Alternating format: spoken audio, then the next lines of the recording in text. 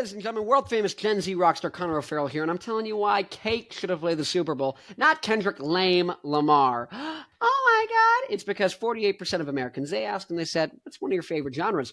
They said rock and roll. Check out YouGov.com. Look for this data, but you can find it.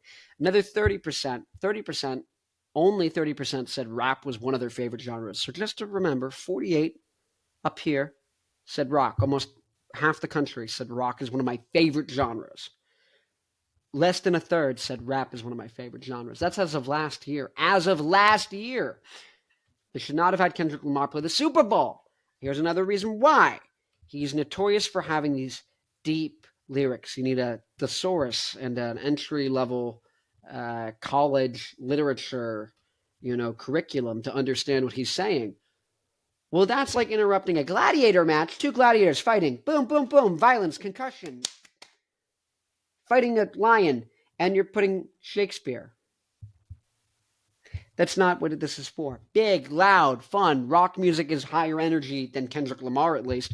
And Cake, in particular, they have songs like that. You could do Comfort Eagle, but you could just do The Distance, which is iconic and loud and big. You could do Short Skirt, Long Jacket, which is infectious and big and fun and inviting and brings people in even if they haven't heard it. And I'd say you do I Will Survive because it's a cover. Everyone knows it, and it's going to go super hard, and everyone would have fun at the Super Bowl. The whole audience is going to go, come on. This is a no-brainer over Kendrick Lamar. Okay? Sorry to say, it's not a rock versus rap thing. Look at Eminem, 50 Cent, and Dr. Dre, who I think did the Super Bowl already. They all would work, but, King Crimson, yes, and Frank Zappa would be horrible at the Super Bowl, so would Animals as leaders and, whatever. So, anyways, my name, Farrell, world-famous Gen Z rock star, but you already know that. I'm famous. Oh! It's my band, Black Licorice. You already know this, but this is down the drain. You already know that. Sounds like early Arctic Monkeys, The White Stripes, garage rock, that kind of thing. This is getting closer. Kind of sounds more like Rage Against the Machine, Franz Ferdinand, System of a Down, something like that. Maybe Finger 11. Maybe. Leave a comment if you know who Finger 11 are. And I have a website called newrockdynasty.com. If you're a diehard rock fan, you like rock and roll, that is where all the new bands are. Seriously. I made a free website where instead of all the bands having separate little websites on the internet and social media profiles fighting to be heard by their fans in the algorithm, I made a website just for rock people to talk to each other. So bands, it's completely free. They make fan clubs, and they can talk about whatever they want. Their music, they can sell their merch, they can post their shows, they can do all these things, they can talk about whatever they want. Fans can make their own forums, talk about whatever they want. Oh my God. So who is there? I wonder who's there. It's the people who watched my videos and like rock so much and are so diehard to find new rock that they went on there to check out all the bands and then made an account and stayed. That's the people who are on there. So if you make an account on there and you find bands you like and that are similar to you and you say, hey, you should check out my music. You go and talk, say a couple things first and have a conversation with some people. Then you can be like, hey, see if you guys like my music. You can be like, we're influenced by this. Boom. Hey, I just did a mix of this song. What do you think?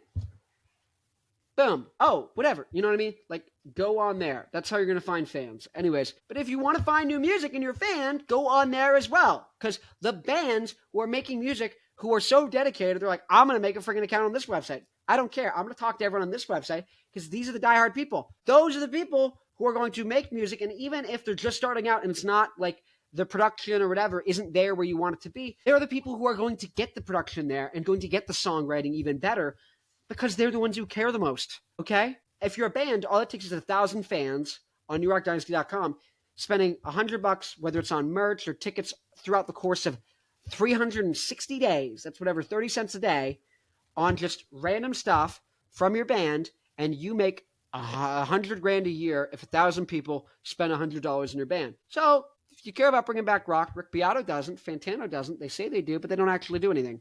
This is a solution. I'm 22. It's only going to continue to get bigger. I keep getting bigger and bigger guests on my podcast. I'm going to continue to do so. I'm going to continue to have people from newrockdynasty.com who have small bands on my podcast in between the big guests. When I'm having Dave Grohl on and Darren Malekin from System of a Down, in the middle is going to be you, so I can promote and bring back rock. And you can launch a podcast or whatever you want and get fans going to check out your music. That's the whole point. We need to have a rock ecosystem outside of the industry. Anyways, if you care about rock, you care about bringing things back, join now, because I am inevitable. We are inevitable. This whole group of people, the whole thing we're doing, you might not like me. You don't have to. It's strictly the right thing to do, and it will be done. I am doing it, and I will continue to do it. I'm losing money. I have no money. I spend $2,000 a year on this website minimum. I make no money. I make 2% off the merch. So if you sell a commemorative T-shirt for $40 of your band, I make 80 cents, and you make $39.20. I make no money. Until, what is that?